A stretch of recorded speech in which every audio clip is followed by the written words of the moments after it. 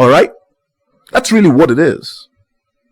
It becomes cancerous. In fact, one of the papers I published is showing you how ATP, adenosine triphosphate, it's what I, recorded across my podcast on the biochemistry of living memory, the physics of blackness. To show you that without this, everybody hates this thing, but they don't know what it is. They hate it because that is the story that they have been born into, but they have no idea what it is. The hate is an assessment. It's an assessment of your ignorance. Why do you think that is the case? You think it's a coinkydink? It's not. It's an assessment. Why do you think you feel guilt? Why? Listen. Because your brain is built for trying to sit the most unimaginable thing, right? You don't have a choice in the matter. You are programmed for beauty on a level that you don't even understand what it is. Ugliness cannot sit within you. You will try by creating denial, but you will create denial with the thing that generates denial: shame. In Genesis, one of the key stories that people remember is that at the time Adam went to hide from God. Why? What does that even mean? It doesn't mean anything, because how can you hide from the thing that is hiding and the hiding itself? They all come from one place. So what exactly does that mean? It means that the perception of Adam fell. It diminished because now he was becoming more physical. And what that means is that he understood less, because it's easy to tell these types of stories in abstract ways that don't really connect. He understood less. His sense of self shrunk because now God was emanating him. I know the story is told like it was something that happened that was bad and that was nah. I don't know why it is told in that way, but that's not what it is. I think the symbolism is used to capture some type of, there's an inner dynamic in there that's, these narratives, you see what you are. Okay. That's why they're written the way that they're cryptographic, in the sense that they're used to hide things that you can only unlock when there's a certain type of experience sitting in your head. But people have forgotten what that means. So if you have a certain type of perception, then you come into contact with the narratives, and it's like you have a cipher. You can see what they really mean. And there's other people, you never see anything. Why? Because of the story that you're telling yourself. Judaism is pretty interesting. It really is. There's Judaic philosophy has something in it that once you understand what it is, then you understand everything that is going on, at least in the world, socially, at least. Because there's some things in there that a lot of people who call themselves Jews don't even know about it. And yet it's right there. And so that's what we're talking about, right? We're talking about this state of awareness where people just know a lot of things, but you don't know anything. Because the one thing that is knowing a lot of things, you don't know. So, okay. To know where you're coming from, you have to know what you are. And you have to understand the process that brought you here. Yeah, okay, they may seem like mysteries, but are they? I've just told you adenosine triphosphate. It has 3 phosphate. It's an adenosine, which is a nitrogenous carbon compound, right? And then it is connected to 3 phosphates. Now, a phosphate is phosphorus is atomic element 15, atomic number 15, right? Or is it? I have yep. Atomic number 15. I've just looked at my periodic table. All right. Now, I've said that the numbers, they are relational orders. They are systems of relational orders, which means the ways in which things can relate to things. And it's a basic logic system that comes out of the basic nature of the questioning self. Because when you begin to identify as a self, then it means that self, this is self, right? You associate it with the body, right? Then there is not self. So how do you relate to not self? That's the introduction of number. It doesn't matter whether you are aware that is what you're doing or not. It doesn't matter. But that's what it is. Okay? Because eventually when you represent things, you're going to represent them in those ways. Relations. Connections. Now, these elements, they are systems of relational orders. They are organizational strategies that are forming around systems of relational orders. They are packing strategies in some sense, where you find units of vibration behaving in certain types of ways. Why? Why do they need to be patterned around relational orders? Why do they need to be patterned around numbers? Because they're going to interact, and then mathematics and geometry is going to take place. Where do you think you come from? That mathematics, the solution that it uses to organize complexity, is that blackness that you hate. Because it comes in many forms. It can come in shape, hexagon, or things that are hex. For instance, glucose. It's a hexose. It's a pattern of 6s. There are 6 carbon atoms there. I think there are 12 hydrogen atoms. And then there are 6 oxygen atoms as well. Why? Your brain consumes It's the single most expensive organ in your body because it consumes a lot of glucose because you maintain self-awareness. Why does the brain consume glucose? It's because the brain is built according to organized complexity that is patterned after these sixes. So, you begin to see a rhythm. The easiest way to deal with something is to deal with an image of yourself. You don't have problems understanding each other. You already speak the same language, so there is recognition, and then you can flow seamlessly. It will have to be seamless because self-consciousness requires acceleration. Constant acceleration. Can't have things running too hot, otherwise you damage your brain. The brain exists so that the core can tell certain types of stories, so that the core can discover the beauty of what it is, because if you're not telling the right types of stories, you will see the core as monstrous. Okay? So you can have beautiful love stories that are true. Because everything that you think you want to know, it's connected to that. You just don't understand how it is connected. You don't understand what it means anymore. And so you begin to act out all these crazy stories that try to reduce you to the very basics of your core. Meaning that you are like the animal in the field. Can I eat this person, or will this person eat me? And a human being telling itself that type of story is you don't want to know the type of catastrophe that represents. Why? I mean, animals are cheaper compared to the human. Do you know what the human is as an investment? It's ridiculous. And then to reduce it to that, it's like you don't expect human behavior from a leech. A leech is a leech. A human is a human, right? You can see the difference. You can know the difference. Then why the fuck would that human be behaving like a leech? Why would that be the operating matrix of a human being? That means that you must destroy almost all your cognition and reduce it to something that you left behind so long ago. Time itself seems to be changing. There's no rationality behind it. It's just something that, and I've talked about this when I talked about Pluto and Aquarius. Okay? This doesn't even sound like an astrological podcast anymore. But there are things that need to be said because anti-blackness is an assessment of ignorance. It means you don't know what it is. And every move you make in that direction is you confirming your own ignorance. So stories that are written in that type of language, they are written as impossibilities. Because once your core begins to sense that it's in a human form, but the story is so degraded that it is like an animal, the amount of shame it would have generated and collected around it, it begins to force it into certain types of behaviors. And this is not a good thing for a human being. Because whether you realize it or not, the central nature of the human being, what Judaic philosophy termed as Adam, there is an exaltation to it because of what it represents. It doesn't have any shame. It doesn't experience it. It's not in that awareness where you generate those types of things because it is subsumed in the all-knowing. There's no ignorance. Okay? That's really what it is. You see that the nature of physical existence is that our perception changed to accommodate ignorance, to conceal the nature of reality from our eyes. And the way that is done is that it is the concealment of ourselves. Now, I don't know if I've edited this podcast or if I'm going to anyway. It is the concealment of ourselves, our motives, our desires, our drives, our truth, because we can't accept them. Because it contains ugliness. So the question now, how do we free ourselves from this debilitating? Well, beauty and truth.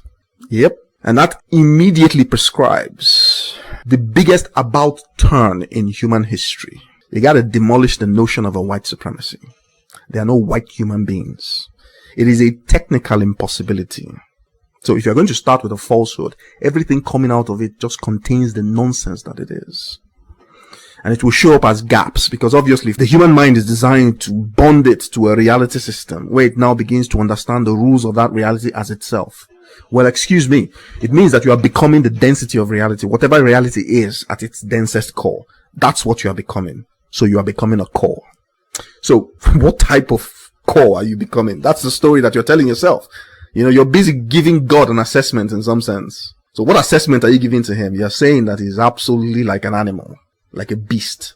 Meanwhile, look at the beasts. You have a prime example. You have prime examples of beasts. And none of them look like you. None of them even behave remotely like you. So are you saying that the best that God could do was that? Meanwhile, you exist. So in other words, you are denying your own existence. This is where it all comes down to. Because as these motives are pursued, that is not what is immediately apparent. What you see for the process is that you are denying the existence of another person. I told you that everything is in Libra. It's the theater, the screen. You are really just denying the other because of your own motives. But what you end up accomplishing is that you deny yourself. And the theater of experience, what it does is that it has to satisfy two things that seem contradictory. It has to give you your self-will, which is you have paid for it with ignorance already. So it has to respect that. But you are asking it for an impossibility because there's only one story. So what it does is that it finds the balance between the two in such that the story continues. So it gives you the impression that you are chasing the impossibility and that you're actually succeeding. But that's not what is going on. That's what it looks like to you from the reality that you're experiencing. But that's not what is going on. Because that thing that is going on is the one story, which means that it is something that you cannot change. So both conditions are satisfied. You are an artifact, so it generates an artifact for you as a reality. But the real reality, there's nothing you can really do about it. You cannot hate blackness because it doesn't mean anything. You cannot spend your time hating the sun. It will still shine tomorrow. And it will pour out what it needs to pour out because the one story has to go on. You're a dance in it, so dance. Stop telling everybody that there's no music. And then the people who can hear the music are being driven crazy. And you say that they're insane because they can hear the music. Because you deny the thing that allows them to hear the music. In fact, you create an entire reality where you deny that they even have ears. And yet it is apparent that they do. And some very good ears. So where's it going? At the end of the day, you're going to deny yourself. That's the only way. It is the only outcome that was prescribed from the very beginning. Because you cannot hate blackness. You can only display your ignorance. And people have a saying, people say a lot of things. They say, physics doesn't care about what you think. Yeah, that's it. If you don't know about it, well, tough. So somehow you think that the physics in the universe is not the physics that made you or the physics that is you, then you probably haven't understood what is going on. Thankfully, most people who call themselves astrologers don't think like that, or people who look to astrology and all that. They don't think like that, because if you believe in astrology as it is right now, then you have a propensity for fairy tales. You have a propensity for it, and what you're really looking for is how to connect that fairy tale to truth. And astrology is not the only place where you're displaying that behavior. You're probably displaying it in other areas of your life, because it's not about astrology. It's about you. Okay? So for those who want natal chart synthesis, well, my books are always open. You see? My books are always open to, at least for now anyway. I don't expect that to stay that way for very long, because the work has a way that it grows, and it's growing. And there's just so much I can do. So, anyway, so far so good. But you really see what I'm talking about, that it's not about astrology per se. In fact, I'm pretty sure that if I'm walking on the street or somebody and somebody says, "Oh, look at that astrologer," I would probably turn and ask where. Yeah, I know. All right. Then I remember, oh, you're referring to me, right? Because for me, that's not what it is. That's what it's called. But that name has been so, it's been so done over in some sense, There's been a media campaign about it for a very long time, because you don't want to be thinking in such ways where this type of system is, because they'll just brand you crazy. They'll ostracize you. And, But what has been missing are the connections. Like I said, if the connections are missing, then knowledge is interpreted as culture. Then if you take off more of the connections, then culture degrades into religion. And once you believe anything like that, then it is a very close journey to superstition. And these are stages of human awareness in terms of how you understand things, So psyches acquire knowledge, and because at the end of the day, what is a psyche? A psyche is the thing that is knowing, right? Or that knowing, is it different from the psyche? The best the psyche can know is that it feels that knowing as a sense of self, so that it can now know itself and know that thing. So if you want to get your natal chart synthesis done, go to my website. Don't be afraid. I don't know why you would be afraid. Are you afraid of yourself? You see, because there are no bad natal charts. It's not the type of thing that can be assessed in terms of bad and good. Do you understand? Because there's really no such thing. You often have this saying in the religion, that in Christianity, that all things work together for good for all those that love God. Well, God is a supreme intelligence. How can you love a supreme intelligence? Well, you accept what He's giving you, which is all of Himself. Knowledge, understanding. Understanding of what, really? Ultimately, understanding of self. So if you want to love God, then that's the only way to do it. You have to ask the right questions of self. Right, because they're true. They're genuine inquiries. Okay? The patterns that come into existence are always carrying motive. The very fact that they are a pattern is a motive on its own. That's why when I was defining my prescriptive principle in my book, The 5 Principles of Organized Complexity, I defined the prescriptive principle based on the motivic operator. Ultimately, what I call convexity in your head. But, the idea of defining it that way so that you can spot different convexities, different convex points like that, because they are learning systems. So anything that is behaving in a way that seems as if it is controlling convexity as part of convergence of knowledge spaces, then that's a learning system. That's how nature sees it. That's how everything sees it. That's how I define it in my book. That's where these machine learning systems come from. It's based on that. Now, nature built a learning system according to its own nature. And what that simply means is that the expression of the human being is something that is very fundamental to the nature of existence. It's the ability to observe. That is the ability to feel like there's a narrative, and it's coming from the way that it manifests, because reality is a knowledge space, is a conceptual space. That conceptual space, that's the name that I'm giving it, but there's no other word for it to attach it to, because concepts are real things, right? So we're talking about something that has a realness and a non-realness at the same time, such that the idea of its realness no longer matters. Its realness or its unrealness, because it is both. That space, whatever that is what we are experiencing as a universe and as a sense of self. Now in that space, I call that space the K pattern. In the sense that, I call it so many things. I actually call it organized complexity. I call it a K pattern. I call it a prime signal. I call it many things. But it is the first emanation in some way of any notion of a reality, because any concept you can generate in your head, it's part of a concept space, knowledge space. Okay? Within that knowledge space, there is something that is the description of self-observation. And you get it from this. You see, the prime numbers, their distribution is a constant source of novelty. That's it. The 6s are not. They don't change. 6 times 2 is 12, right? But 12 is just 2 6s. And if you add another one, you see the way that it carries in that is that you have 3 6s that move from point to point. Because around those 6s, especially the central 6, then the prime numbers appear on either side. They can't be found anywhere else. And yet that prime distribution is an endless sense of novelty. It means it will always be unique in its expression. So if you're going to design things that are going to express themselves uniquely, you want to control them, the 6 is how you control them. That 6 in the physicality of the human is blackness. It's also carbon. It's also all the ways that all your bodies are patterned. There's so many things based on it. It's just that people don't know these things anymore.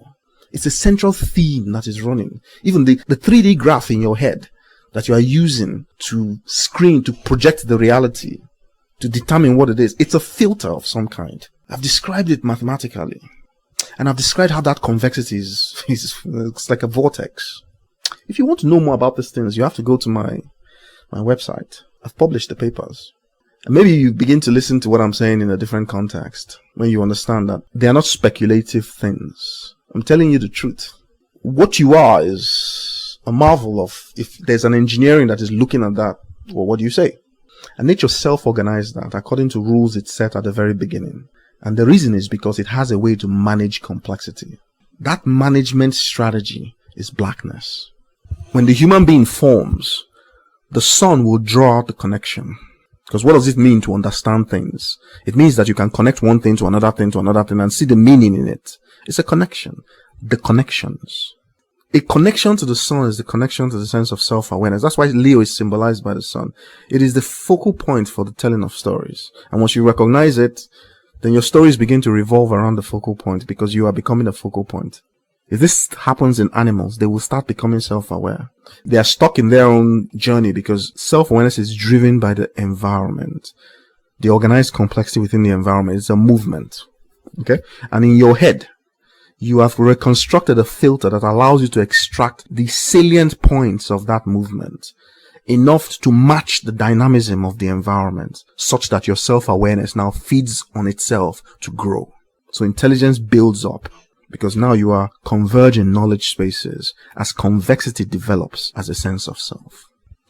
How do you think this is being orchestrated? Well, your cerebral neocortex is patterned into 6 layers. All mammals have this 6-layered thing. Why? Because mammals are an upgrade in the organized complexity and its expression of life.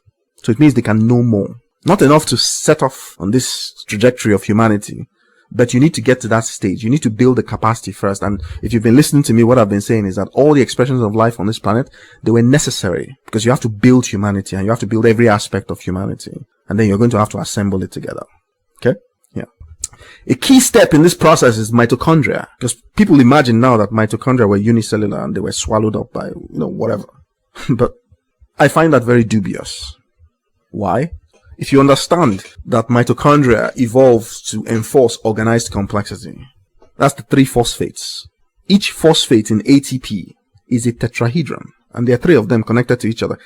In chemistry, energy is stored, or information is stored in the form of chemical bonds, relationships. So just like you can have a relationship called 1, you can have a relationship called 2. Well, in chemistry, those become energy bonds, chemical bonds, representing different types of mathematics, different types of arithmetic in some sense. Each tetrahedron, each phosphate tetrahedron has 6 edges. And the part that it shows, it has these